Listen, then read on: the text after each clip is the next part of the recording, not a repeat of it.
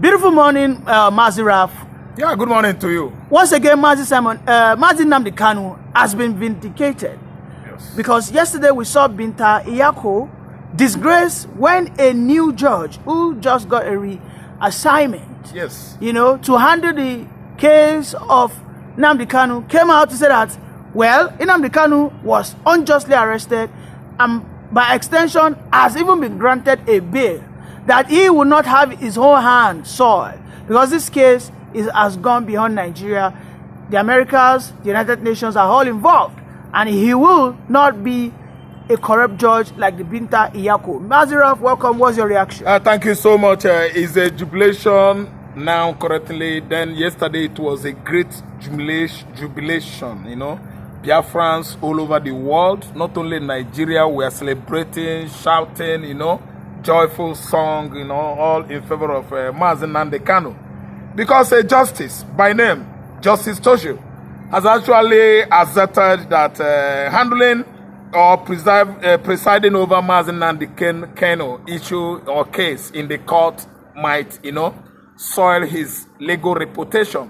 He said since federal government of Nigeria has actually been defeated in the court of law by the same Mazi Nnamdi Kanu 2 times. He said, what was he going to judge again? He says, Mazi Nnamdi Kanu has no case since Nigerian government wrongly renditioned Nnamdi Kanu from Nairobi, Kenya. He said he was wrongly brought into this country, that he was not going to handle the case.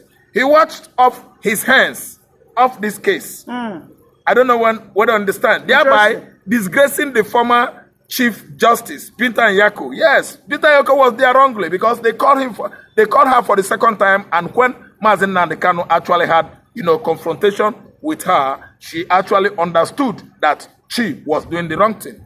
And that was what actually finally excused him or recused him of that case. He left the case. Now, Binta Iyako, after being disgraced, Kanu actually came out to tell Iyako that we are having fraudulent case hanging on the necks of your family, you, your son, and your husband. And that was why Binta Iyako, as a woman, started crying, because it was a legal disgrace. It was a general disgrace, public disgrace, because nobody even knew about that allegation. But the kind of person Mazi Nnamdi Kanu is, very blunt. He doesn't hide anything.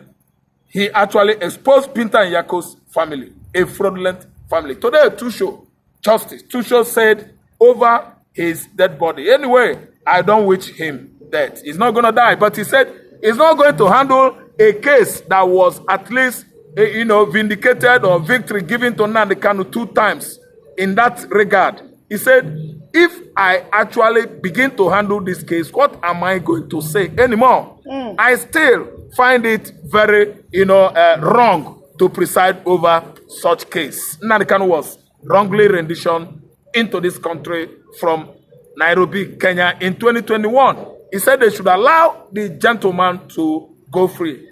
Later, he joined his point by saying that he is not going to play eye service to satisfy some people, thereby, gambling with his legal document or certificates. He said, what about my integrity? What matters to me is my integrity, and I don't want my integrity ruined by at least meddling on that case again. It's a case that Mazi Nnamdi Kanu has won 2 times. The man, a justice, a legal giant, actually has washed off his hands of this case. Then we know the kind of game that Tinubu-led administration is playing.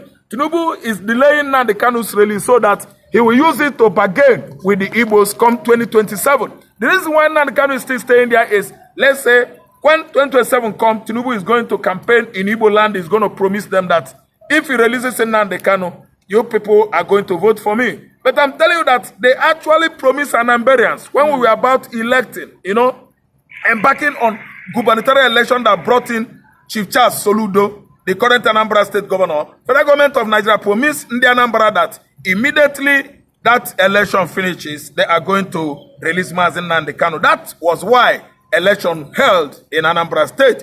It was all free for fight war zone. I mean Anambra and Imo State. Before that election, the soldier, the police, and the indigenous people of Biafra and the youth over there were fighting themselves over Mazi Nnamdi Kanu's incarceration. And why did election hold? It was a promise that if they did the election successfully, Nnamdi Kanu will be free. Today, Mazi Nnamdi Kanu's family, they have been at least, frequenting Aso Rock, frequenting DSS facilities in Abuja over Mazi Nnamdi Kanu's release. In the context of the promise made to them, the Mazi Nnamdi Kanu's family, when Soludo election was about to at least come. And actually, after that election, what happened today? They turned their back on Mazi Nnamdi Kanu's family. So this time around, every Igbo man, hopefully we are believing that Tinubu is playing political game to use Nnamdi Kanu at least as a bait, as a gambling or gamble,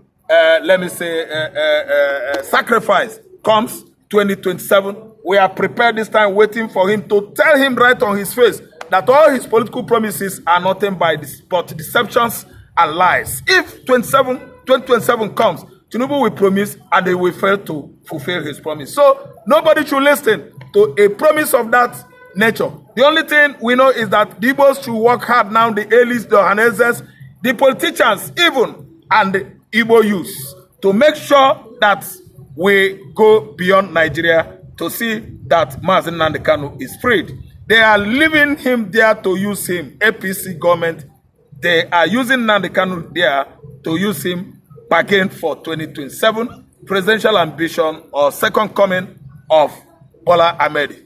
Okay, but we know that some Fulani oligarchs have come out to emphatically state that any judge or any government that release Mazi Nnamdi Kanu should be labeled as a terrorist. That in fact, that person has committed what we call treason. Okay, Don't you think that is why this new judge ran for his life? No. The new judge ran for his life because he has a pedigree. He has a legal pedigree, that has made him a legal erudite. And you can see he's maintaining it by avoiding stain on his own personality. Not only personality, but integrity and dignity. He's avoiding shame and disgrace, because if he gets to that court room, I know whom Mazi Nnamdi Kanu is. He is going to disgrace the man, and the man will come out in shame. So the man is trying to avoid something. Disgrace, scandal, stigma. A stigma that is at least bordering Binto Nyako now. She found herself in that stigma. Nnamdi Kanu disgraced Binta Nyako. And this kind of disgrace, it was on a plate that, framework of the globe. Because the whole world is watching. And something like that, someone that was brought to court as an accused person has turned to become a judge, chief justice. Do you know the kind of, humiliation that Binta Nyako at least may have gone or underwent? It was a serious issue. The current chief justice is trying to avoid many things, to avoid denting his name, to avoid his certificate being at least, dented as well or disgraced. He's trying to represent something out of himself. The man has respect for law. The man doesn't have respect for injustice. That's why the man said he was wrongly brought into the Nigerian nation, that he has nothing to judge in the case, that Mazi Nnamdi Kanu is free, is a freed person. Vindicated many times, 2 times. So the question there is, the Fulani oligarchs, who are they in Nigeria? The Fulani oligarchs are scapegoats we have in Nigeria. They are the nomads, the wanderers. They are the law violators we have in Nigeria. The Fulani oligarchs are the ones sponsoring terrorism across the north. In fact, if you ask me, who are the terrorists in Nigeria? Number 1 is the highly rated terrorist group, Fulani headers, herdsmen, number 4th in the world. In Nigeria, they are ahead Boko Haram. Boko Haram is not number 1 in Nigeria. Number 1 is Fulani headers, who are going about all the communities of all the tribes in Nigeria. Fulani headers are not only operating in the north, they operate in south-south, they operate in southeast, successfully in southwest, everywhere in mid-belt. They are there. They are the #1 terrorist group we have in Nigeria. So how do you say it? There's no how Fulani will allow Nnamdi Kanu freedom, because they actually know that if Nnamdi Kanu comes out, their job, all their plans, all their deceptions don't crumble. Now him make them, they vex anytime where them say make the judge in Nnamdi Kanu or set him free. Fulani, no, they happy. But what is going on now in Igbo adage or proverb is that if Fulani, if they try Jew, Vamegene haralento, yes, Haju Ibwa harale eto. When they reject 3, they are going to accept 2. That's what the adage means. They must actually succumb to law. We are a nation. Before Fulani at least wandered into this country and take over the whole north with their sword and their dagger and the other weapons they use. Even sex evangelism. They use their women to lure their house counterparts into their slums, various slums, and buy all of them.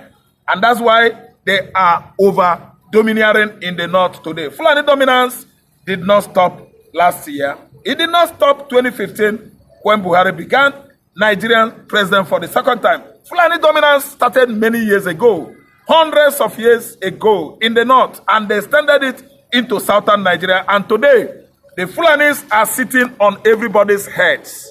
Everybody's head.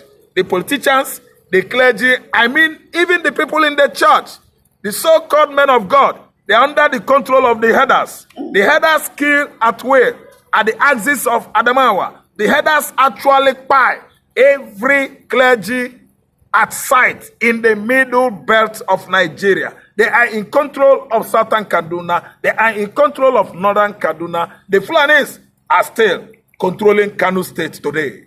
Who are you in Nigeria to escape the wrath of Outshine Nnamdi kinsmen? The Sultan of Sokoto we're talking about, he has actually said that Yoruba is a walkover when you talk about incursion. He said the only problem they have in Nigeria is the Igbo nation. He made the mouth and it was posted on Facebook. There is talk of war now on comment section because actually Nigerian government has seen that the enemy, our common enemy of retardation, anti-development, economically and socially, is the Fulanis. Why is it that they don't do anything about Fulani hate speech since inception of Buhari administration in 2015? Another person from Yoruba extraction, a different tribe entirely, is now in power, the head of government of Nigeria. What has he been doing about Fulani hate threats to all the tribes in Nigeria? It still remains a very bogus question that is left for any other person, with wisdom to answer.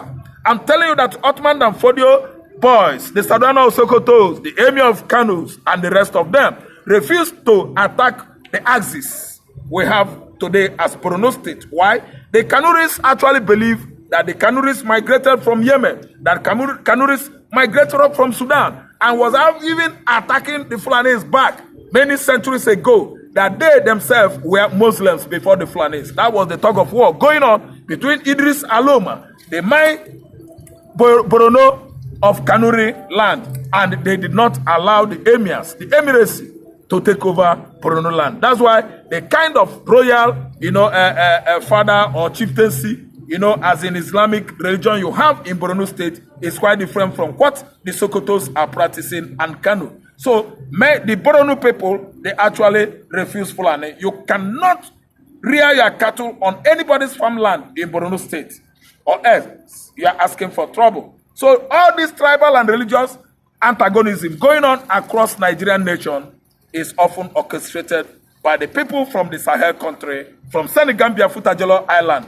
the Fulanis, the wanderer, the nomadic people that has actually invaded this part of the world in 18th century, 1804. He was actually spreading his Islamic conquest and Fulani conquest towards the southern Nigeria until Ata of Igala, the strongest paramount royal chief, actually with his Igala warriors, beheaded Outshine Nnamdi. And that was when we were having Benue in the Middle Belt region, and the Fulani conquest of southern Nigeria ended abruptly by author of a gala. I think we have to rest our oar here until when we come tomorrow. Thank you very much for that again. brilliant piece of submission. You're welcome. Mazira. You're welcome.